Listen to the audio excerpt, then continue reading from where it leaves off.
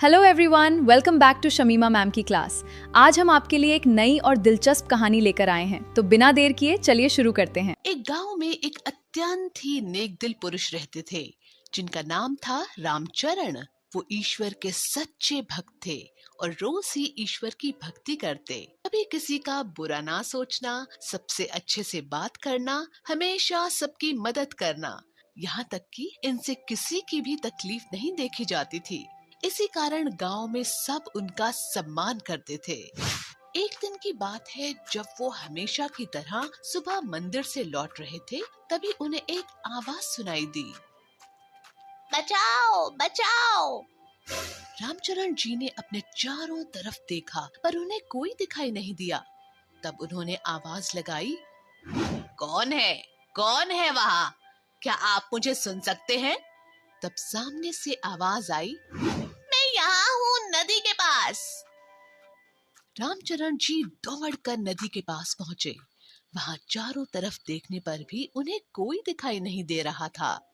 उन्होंने फिर आवाज लगाई, कौन है? देखो, मैं यहाँ आ गया हूँ तुम्हारी मदद करने के लिए, पर तुम मुझे दिख ही नहीं रहे।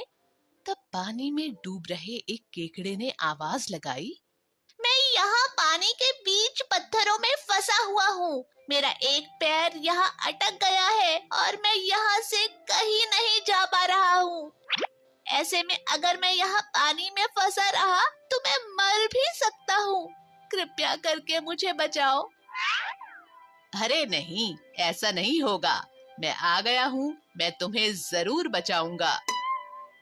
ऐसा बोलकर रामचरण जी ने बिना कुछ सोचे उस केकड़े की जान बचाने के लिए नदी में हाथ डाल दिया और उस केकड़े को पकड़ के बाहर निकालने की कोशिश की। पर उस केकड़े ने रामचरण जी को डंक मार दिया। केकड़े ने उनके हाथ को बहुत जोरों से पकड़ लिया। इसकी वजह से रामचरण जी को डंक लग गया और रामचरण जी ने अपने हाथ को जोर से खींच लिया। आह, तुमने तो मुझे डंक मार दिया। माफ करना, ऐसा अब दोबारा नहीं होगा। कृपया मदद करो, मुझे बचाओ। रामचरण जी को फिर उस पर दया आ गई। उन्होंने फिर अपना हाथ बढ़ाकर केकड़े को पानी से बाहर निकालने की कोशिश की। केकड़े ने फिर उन्हें डंक मार दिया और रामचरण जी ने फिर हाथ खींचा और केकड़ा फिर से पानी में ही फंसा रह गया। यही सिलसिला एक बार फिर चला। लेकिन इस बार रामचरण जी ने सोचा, मुझे कोई और ही उपाय सोचना होगा, वरना मैं इस केकड़े की मदद नहीं कर पाऊंगा। अचानक से रामचरण जी की आंखों में चमक आ गई। अरे वाह, ये अच्छा विचार है। बोलकर रामचरण जी जंगल की तरफ गए और एक पत्ता और एक लंबी डंडी लेकर आए। डंडे को आगे बढ़ाते हुए, ये लो, तुम इस डंडे को जोर से पकड़ लो। ऐसा बोलकर रामचरण जी ने वो डंडा केकड़े की तरफ बढ़ाया। ऐसे में तो मैं बाहर आकर भी पानी के तेज बहाव में बह जाऊंगा। अरे भरोसा रखो, मैं तुम्हें कुछ नहीं होने दूंगा। ठीक है, तुम कहते हो तो। ये बोलकर केकड़ा अपने एक हाथ से डंडे को जोर से पकड़ लेता है। अब रामचरण जी उस डंडे को धीरे धीरे उठाते हैं, जिससे उस केकड़े का दूसरा पैर पत्थर से बाहर आ जाता है। अब रामचरण जी पत्ते को केकड़े की तरफ बढ़ाते हुए, लो, अब इस पत्ते पर धीरे से बैठ जाओ ताकि मैं तुम्हें नदी की दूसरी तरफ पहुंचा सकूं। ठीक है।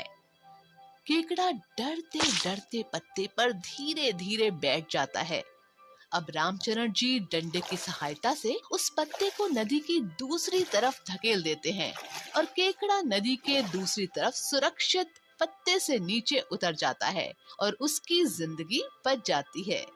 बहुत बहुत धन्यवाद मित्र, आपका ये एहसान मैं हमेशा याद रखूंगा। अच्छा, अब मैं चलता हूँ, अपना ख्याल रखना। अब रामचरण जी भी खुशी खुशी अपने घर की तरफ जाने के लिए मुड़ते हैं। ये सब घटना वहीं पेड़ पर बैठा एक बंदर देख रहा था। उससे रहा नहीं जाता है और वो रामचरण जी से पूछ बैठता है, अरे मित्र, जब वो केकड़ा तुम्हें बार बार डंक मारे जा रहा था, उसने ये भी नहीं सोचा कि तुम उसकी जान बचाने की कोशिश कर रहे हो, तो फिर तुमने उसे बचाया ही क्यों? उसे डूबता हुआ ही छोड़ क्यों नहीं दिया?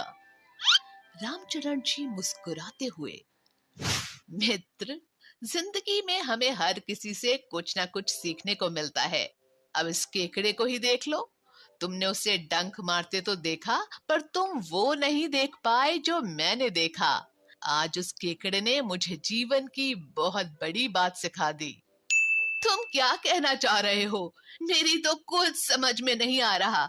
जरा साफ शब्दों में बताओ ना।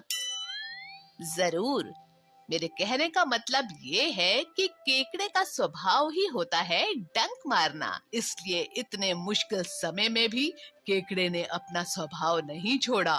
वे मुझसे भले ही खुद को बचाने के लिए बोल रहा था, पर मैं जैसे ही उसे छूने के लिए हाथ बढ़ाता था, वो मुझे डंक मार देता था। हाँ तो ये कि जब वो केकड़ा होकर अपना स्वभाव नहीं छोड़ सकता, तो फिर मैं तो इंसान हूँ ना।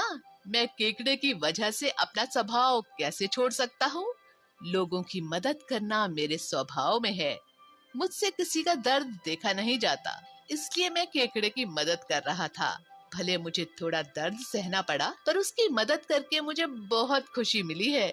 इस तरह ना उसने अपना स्वभाव छोड़ा और ना ही मैंने। और देखो, वह सही सलामत बाहर आ गया। ये शिक्षा। इस कहानी से हमें ये शिक्षा मिलती है कि हमें हमेशा दूसरों की मदद करनी चाहिए।